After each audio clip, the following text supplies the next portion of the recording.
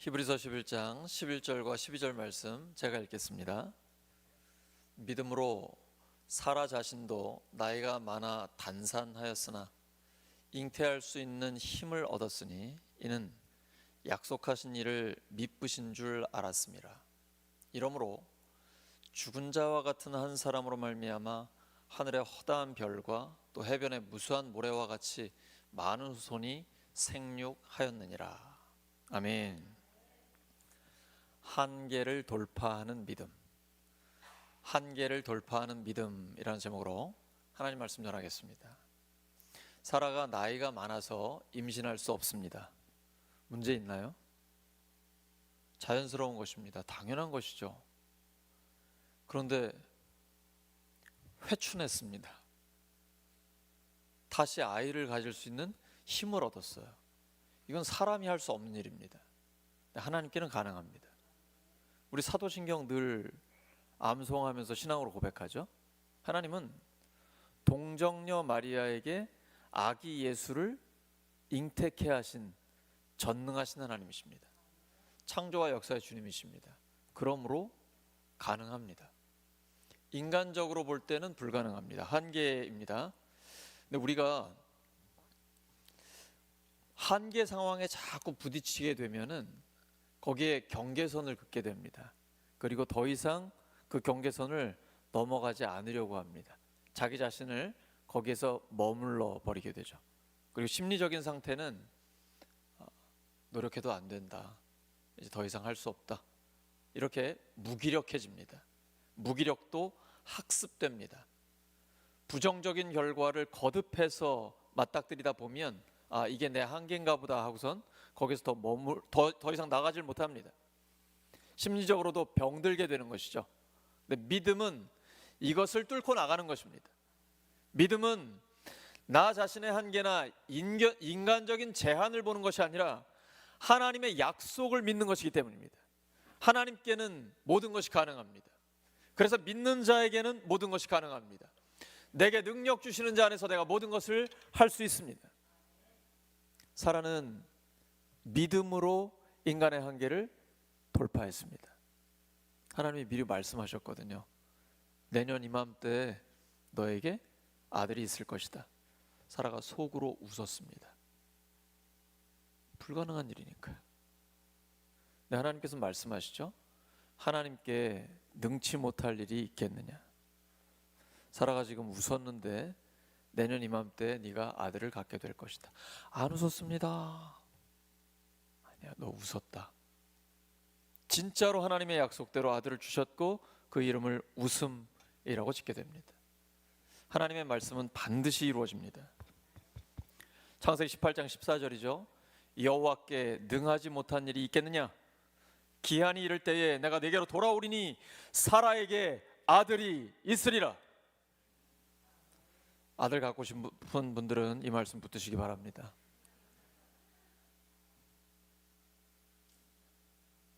하나님께는 모든 것이 가능합니다. 우리가 인생의 벽처럼 느껴질 때가 종종 있습니다. 그리고는 이건 더 이상 안 되겠다. 하나님도 이건 어렵지 않을까? 이런 생각들을 하게 되는데 이것은 믿음이 아닙니다. 믿음은 인간의 한계를 뚫어버리는 것입니다. 고린도전서 10장 13절입니다. 사람이 감당할 시험 밖에는 너희가 당한 것이 없나니 오직 하나님은 미쁘사 신용이 100%입니다. 사라가 믿은 하나님, 그녀에게 약속을 주신 하나님은 신용이 100%라고 믿은 것입니다. 오직 하나님은 미쁘사 너희가 감당하지 못할 시험당함을 허락하지 아니하시고 시험당할 즈음에 또한 피할 길을 내사 뚫어버리게 하시는 것입니다. 피할 길을 내주시는 거예요. 너희로 능히 감당하게 하시는 일을. 여기에 믿음이 필요한 거죠. 상식선에서 살아가려면 거기에 무슨 믿음이 필요하겠어요? 믿음이란 인간의 상식을 초월하는 것입니다. 물론 상식을 무시하지는 않습니다. 사라는 자기의 현실, 자기의 몸 상태를 정확히 알고 있습니다. 안 된다는 거 압니다. 그러나 그 현실을 초월하는 것이죠. 예수님께서 폭풍이 있는 바다 위를 걸어오십니다. 갈릴리의 호수지만 바다처럼 커가지고요, 그 위를 예수님이 걸어오세요. 유령인 줄 알았어요. 내니 두려워하지 마라. 베드로가 예수님께 말씀드리죠. 정말 주님이십니까? 저를 물 위로 걷게 해주십시오. 예수님은 짧게 말씀하세요. 오라. 베드로가 그 말씀 듣고 믿고 걸었습니다. 말씀을 따라 현실을 걸어갑니다. 이게 믿음입니다. 믿음은 현실의 상황에 갇히는 게 아닙니다. 현실 상황을 알고 있지만 이 상황을 초월하는 하나님을 바라보는 것입니다. 하나님의 약속을 받았다면 상황 안에 갇히면 안 됩니다. 그 약속이 이루어질 때까지 믿음으로 뚫고 나아가야 됩니다. 그것이 기도입니다. 하나님 우리에게 가장 강력한 무기를 주셨습니다. 하나님 말씀 붙들고 기도하는 것입니다. 먼저 말씀을 들으셔야 합니다. 말씀이 들려야 합니다. 그리고 그 말씀 붙들고 기도해야 됩니다. 말씀과 기도는 함께 가야 합니다. 너무 말씀만 집중하시는 분들은 기도가 약해지면서 건조해질 수 있어요. 머리로만 믿는 신앙이 됩니다. 반대로 기도만 너무 하시는 분들은 말씀이 없다 보면 기도가 새길로 갈 수 있습니다. 내 욕심을 이루려고 하는 잘못된 간구를 하게 됩니다. 그것은 힘들기만 하고 응답은 안 됩니다. 기도는 하나님의 뜻대로 구해야 합니다. 그래서 말씀을 듣고 기도하셔야 됩니다. 기도를 많이 하시는 분들은 이제 성경을 읽는 데 더 집중하시고 계속 말씀을 듣는 데 더욱 시간을 많이 두셔야 합니다. 성경 연구를 많이 하시는 분들은 기도에 무릎을 자꾸 꿇으셔야 돼요. 그래서 기도와 말씀이 균형을 잘 이루어야 합니다. 그때에 하나님의 역사가 나타납니다. 기도와 말씀이 맞닥뜨리는 그 순간 하나님의 역사가 나타나기 시작합니다. 내 영이 깨어있는 것입니다. 기도는 조는 게 아닙니다. 시간 때우는 게 기도가 아니에요. 기도는 생각하는 게 아닙니다. 기도보다 생각을 많이 하게 되면 자기 생각에 갇히게 됩니다. 자기 생각은 인간적인 한계밖에 없어요.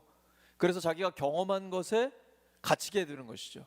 기도는 생각을 뛰어넘어 하나님의 약속을 붙들고 하나님 앞에 간구하는 것입니다. 인간적으로 불가능한 일을 하나님께 부탁드리는 것입니다.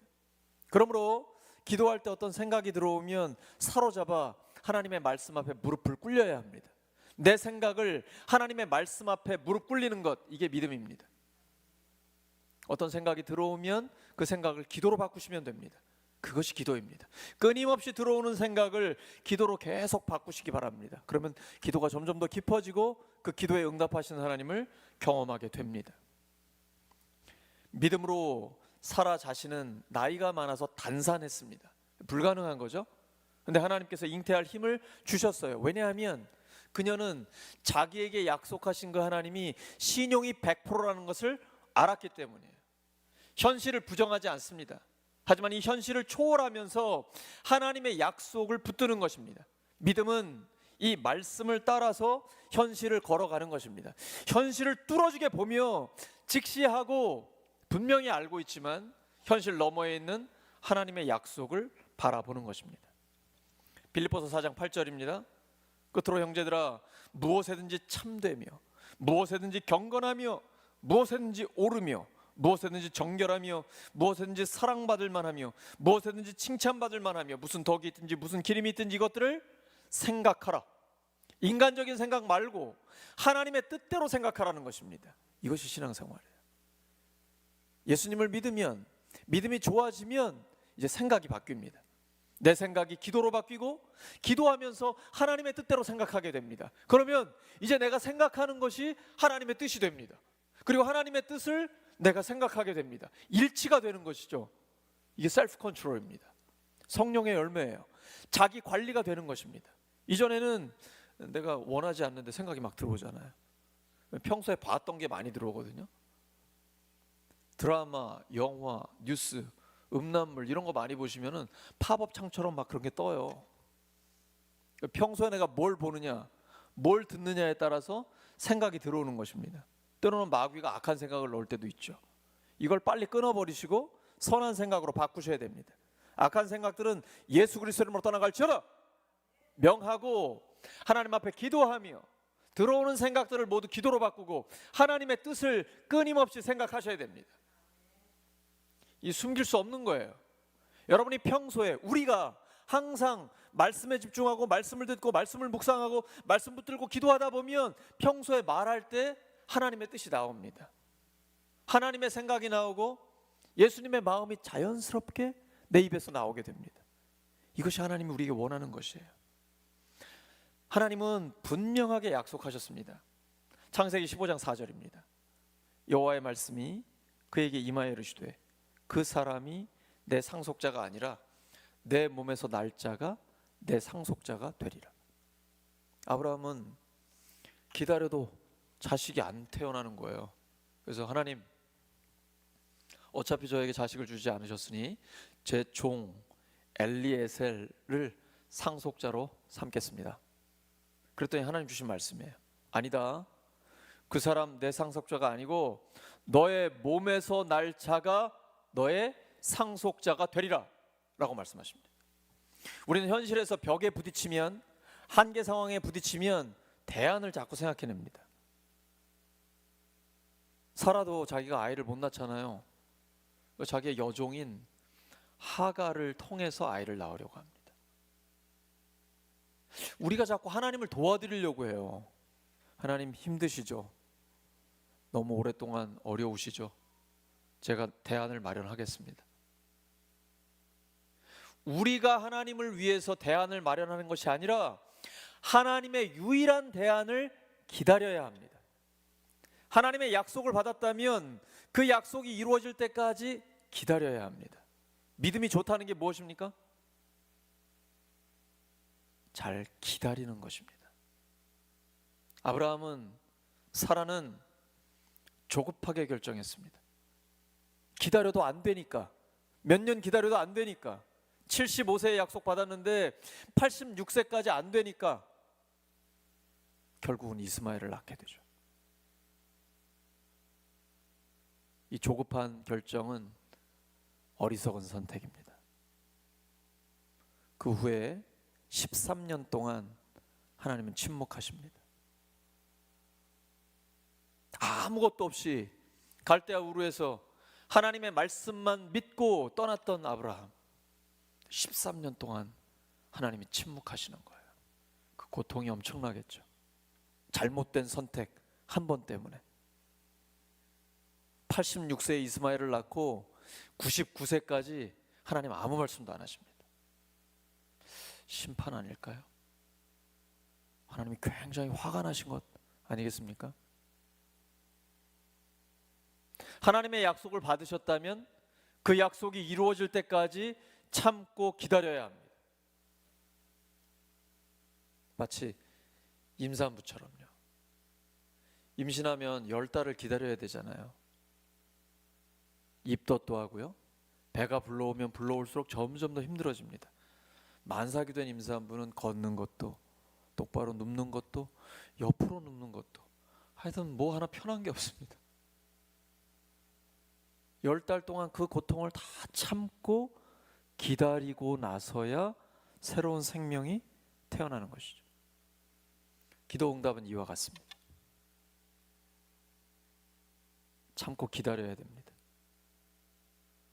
기다림에는 의미가 있습니다. 하나님이 기도 응답을 지체하실 때는 이유를 묻지 마세요. 그냥 기도하면서 기다리는 겁니다. 하나님께는 이유가 있습니다. 하지만 믿음으로 기다리면 하나님은 정확한 때에 응답하십니다. 우리가 상상할 수 없는, 우리는 알 수 없는 하나님의 그 정확한 때에 응답하십니다. 우리는 그날을 기다리는 것입니다. 믿음이란 점점 더 잘 기다리는 것입니다. 믿음은 기다림입니다. 믿음으로 살아가려면 조급함과 싸워야 합니다. 조급해지면 악수를 두게 돼 있습니다. 조급해지면 인간적인 생각에 휘둘리게 됩니다. 말리게 돼요. 저는 목회를 하면서 쫓기지 않으려고 애를 씁니다.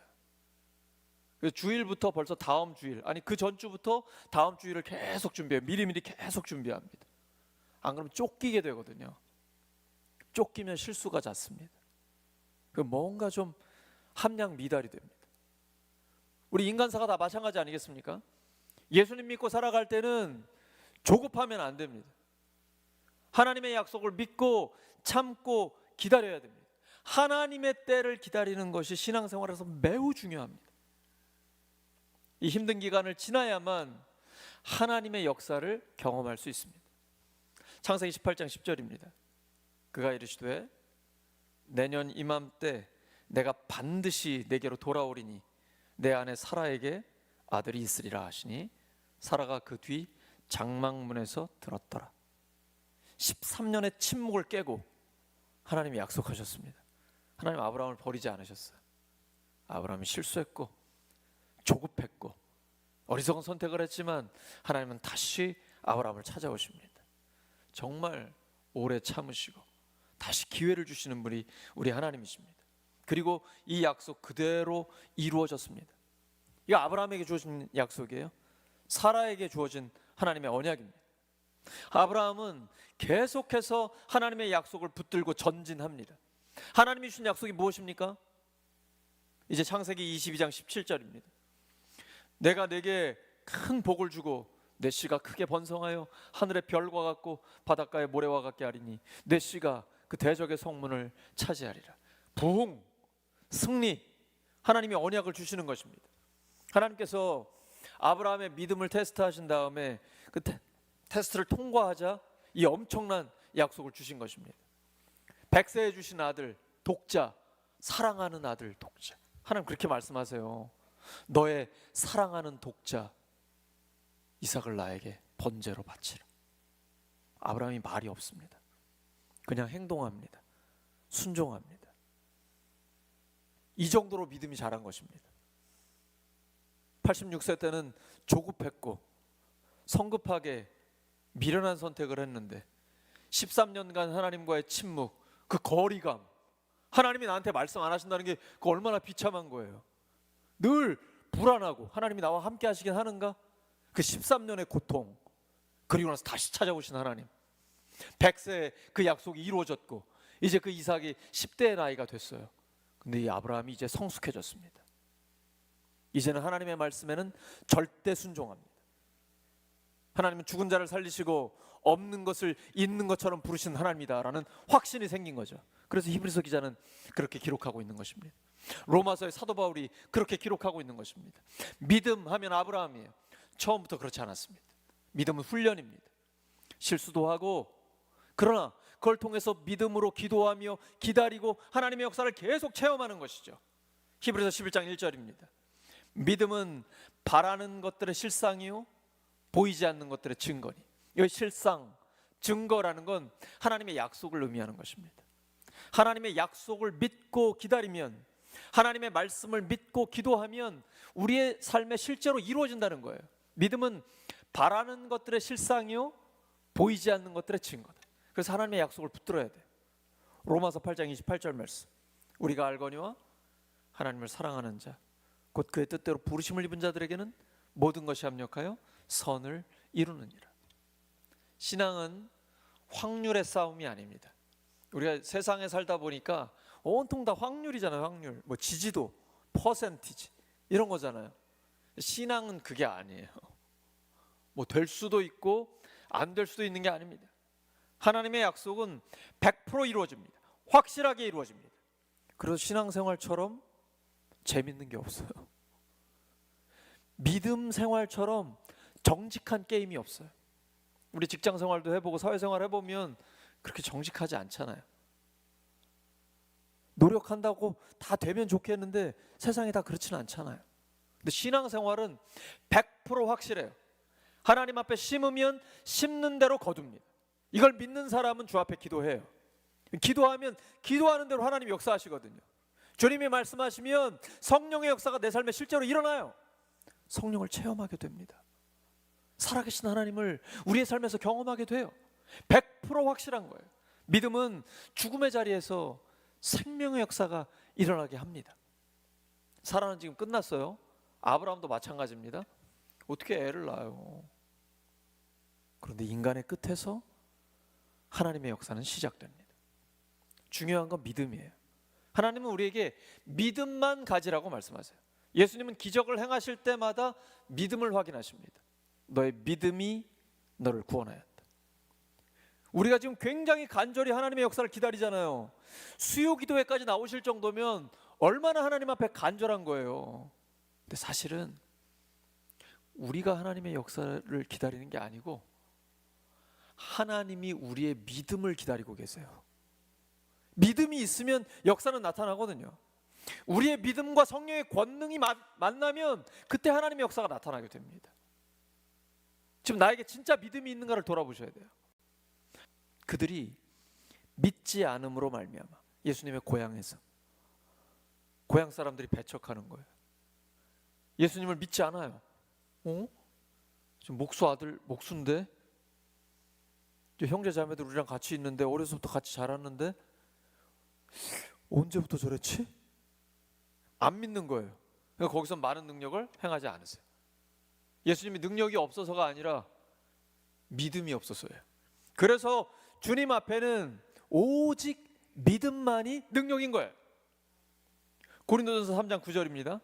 우리는 하나님의 동역자들이요 너희는 하나님의 밭이요 하나님의 집이니라. 왜 하나님은 우리의 믿음을 기다리실까요? 하나님의 역사에 우리가 동참하기를 원하시는 거예요. 하나님이 우리를 동역자로 부르시는 거예요. 이것보다 더 영광스러운 일이 어디 있어? 우리가 하나님 나라의 일에 쓰임 받는 것입니다.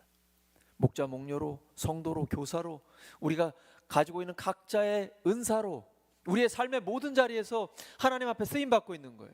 하나님은 이것을 위해서 우리가 믿음을 갖기를 원하시는 것입니다. 우리는 능력이 없잖아요. 우리의 지혜로 할 수 있는 게 아닙니다. 오직 믿음으로 하나님의 능력을 당기는 것이죠. 하나님은 우리의 믿음을 보고 역사하십니다. 믿음은 초월적인 하나님의 능력이 우리의 삶에 실제로 나타나게 하는 것입니다. 믿음으로 기도하면 하나님의 역사가 우리의 삶에 이루어지게 되는 것이죠. 하나님은 우리에게 믿음만 가지라고 하십니다. 믿음은 우리의 선택입니다.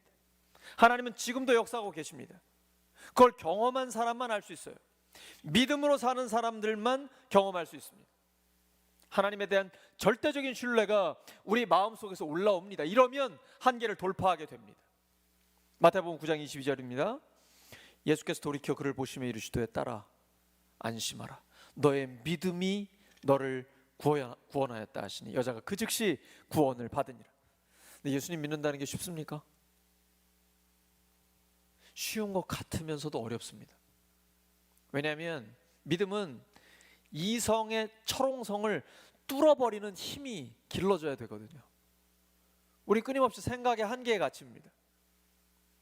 우리가 이성적으로 상식적으로 여기까지야 라고 생각하면 자꾸 거기 갇히거든요. 이걸 뚫어버릴 수 있는 게 믿음이에요. 근데 이 믿음은 하루아침에 생기는 게 아닙니다. 끊임없이 훈련해야 됩니다. 엘리야가 어떻게 엄청난 그런 믿음이 생겼습니까? 그는 계속 훈련받잖아요.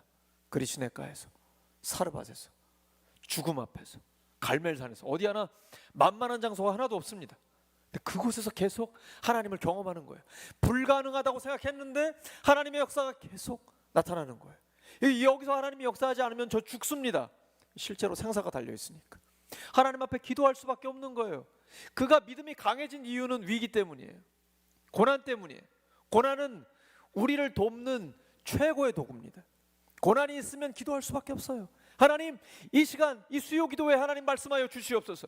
성령의 역사하여 주시옵소서. 하나님이 우리 가운데 역사하시지 않으면 살 수 없습니다. 하나님 앞에 생사를 건 기도, 간절한 기도, 주님 앞에 울부짖는 그 기도를 들으시고 하나님 역사하시는 거예요. 엘리야는 고난 가운데 그러한 기도를 배웠어요.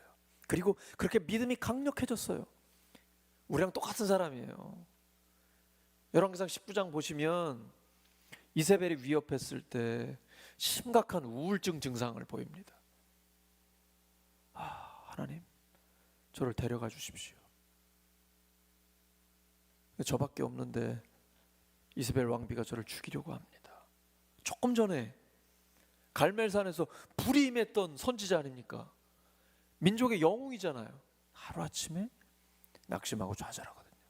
그래서 야고보서에서 엘리야는 우리와 성정이 같은 사람이다라고 얘기해요. 우리랑 똑같은 사람입니다. 아브라함, 사라, 엘리야 다 우리랑 똑같은 믿음의 사람이고 기도하는 사람이에요. 중요한 건 그 믿음이 그냥 간신히 유지하는 믿음이냐 아니면 한계를 돌파하는 믿음이냐, 이 차이가 있는 거예요. 에스겔 37장에서 마른 뼈들이 가득한 골짜기가 있습니다. 그 살아날 수 있겠어요? 하나님 물어보십니다. 에스겔아, 인자야, 이 마른 뼈들이 살아날 수 있겠느냐? 에스겔이 지혜롭죠. 뭐라고 대답합니까? 주님께서 아십니다. 주님께는 가능하다는 거예요. 이걸 품으셔야 됩니다. 하나님의 말씀이 임하고 하나님의 생기가 불어넣어지면 마른 뼈도 살아납니다. 하나님의 군대가 됩니다. 불가능한 일은 없습니다. 하나님께는 모든 것이 가능합니다. 하나님의 능력은 인간의 끝에서 시작됩니다. 그 믿음이 인간적인 한계를 돌파하게 합니다. 사랑하는 우리 울산교회 성도 여러분, 하나님은 안 되는 자리에서 되게 하십니다. 하나님은 불가능을 가능케 하십니다. 상황이 바뀌지 않아도, 내 힘이 부족해도 하나님이 말씀하셨다면 됩니다. 하나님께는 모든 것이 가능합니다. 오직 성령이 너희에게 마시면 너희가 권능을 받고 울산에서 땅끝까지 내 증인이 되려 말씀하셨기 때문에 됩니다. 인간적인 한계를 돌파해야 합니다. 성령의 권능으로 하는 것입니다. 우리가 지닌 크고 작은 한계들을 하나님 앞에 내려놓으시기 바랍니다. 그리고 사라처럼 믿음으로 다시 일어나시기 바랍니다. 하나님께는 모든 것이 가능합니다. 우리에게 영혼 구원하여 제자 삼으라는 사명을 주셨습니다. 만민에게 복음을 전하라고 하셨습니다. 울산이 아니고 한국이 아니고 땅끝까지 복음을 전하라고 하셨습니다. 모든 목장이, 모든 성도가 세계 선교, 국내 선교를 다 함께 하시기 바랍니다. 이것은 우리에게 주신 예수님의 지상 명령입니다. 그 누구도 막을 수 없습니다. 예수님이 명령하셨고 성령의 권능으로 하나님께서 이루어 주실 것입니다. 오직 성령의 권능으로 하나님의 사명을 감당하는 우리 모두가 되기를 예수 그리스도의 이름으로 축원합니다. 이 시간 말씀 붙들고 함께 기도합니다. 하나님 아버지, 감사합니다. 사라가 믿음으로 한계를 돌파한 것처럼 저희들도 믿음으로 한계를 돌파하게 하여 주시옵소서. 우리에게 주신 주님의 말씀, 하나님의 약속을 붙듭니다. 하나님의 능력은 약한 데서 완전해진다고 하셨습니다. 하나님은 모든 것을 합력하여 선을 이루어 주신다고 말씀하셨습니다. 믿는 자에게는 모든 것이 가능하다고 약속해 주셨습니다. 주님, 우리의 학업, 직장, 사업, 가정, 목장, 초원, 교회 모든 것을 주님 앞에 의탁드립니다. 대선을 앞두고 있는 나라를 주님 앞에 의탁드립니다. 세계 선교의 현장을 하나님께 의탁드립니다. 하나님, 믿음으로 한계를 돌파하게 하시고 기도를 통해 하나님의 역사를 경험하게 하여 주시옵소서. 성령을 체험하게 하여 주시옵소서. 주님, 감사합니다. 하나님 사랑합니다. 하나님 찬양합니다. 이 시간 우리의 찬양을 받아주시고 성령께서 권능으로 역사해 주시옵소서. 예수님의 이름으로 기도드립니다.